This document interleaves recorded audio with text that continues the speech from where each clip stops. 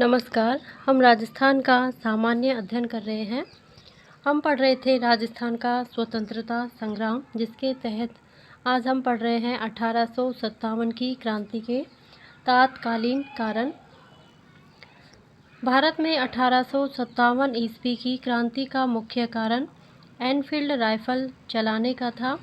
Enfield rifle का सर्वप्रथम प्रयोग कीमिया युद्ध में किया गया तथा इस राइफल का भारत में प्रशिक्षण जनवरी 1857 को शुरू हुआ।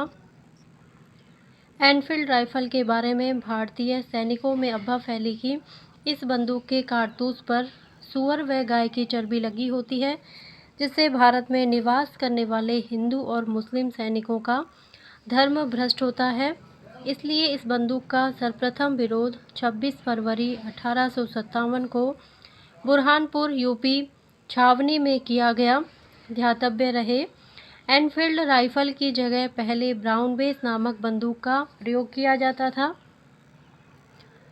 1857 ईस्वी की क्रांति की प्रथम घटना पश्चिम बंगाल में स्थित बैरकपुर छावनी में स्थित 34वीं नेटिव इन्फेंट्री के सैनिक मंगल पांडे पर दबाव डाला गया कि वह एनफील्ड राइफल को चलाए। दबाव में मंगल पांडे ने एनफील्ड राइफल का प्रयोग 29 मार्च 1857 को अंग्रेजों पर चलाकर किया। इस गोलीबारी में एक अंग्रेज अधिकारी मारा गया व डफ व हडसन नामक 2 अंग्रेज घायल हो गए। इसे ही 1857 ईस्वी की क्रांति की प्रथम घटना के नाम से जानते हैं। मंगल पांडे को फांसी की सज़ा रॉबर्ट हुक नामक अंग्रेज के द्वारा सुनाई गई।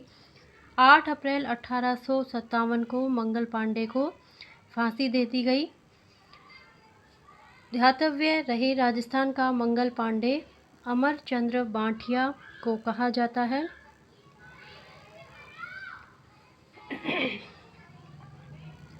1857 की क्रांति की शुरुआत लॉर्ड डलहौजी की राज्यों के विलय की नीति के कारण बिठूर के अजी मुल्ला ने कानपुर के नाना साहब के साथ मिलकर विद्रोह की योजना बनाई, जिसका प्रतीक चिन्ह कमल और रोटी रखा गया तथा क्रांति का दिन 31 मई 1857 ईस्वी को निश्चित किया गया। बंगाल स्थित बैरकपुर छावनी की विद्रोह की खबर यूपी में स्थित मेरठ की छावनी में पहुंची, जहां के सैनिकों ने 10 मई 1857 ईस्वी को ही क्रांति की शुरुआत कर दी। वहां से ये सैनिक 11 मई को दिल्ली में स्थित लाल किले पर पहुंचे, जहां पर इन्होंने बहादुर शाह जफर द्वितीय को 1857 की क्रांति का नेता चुना। बहादुर शाह जफर द्वितीय एक अच्छा शायर भी था। है आंचल से लिखवा लो मेरा नंबर।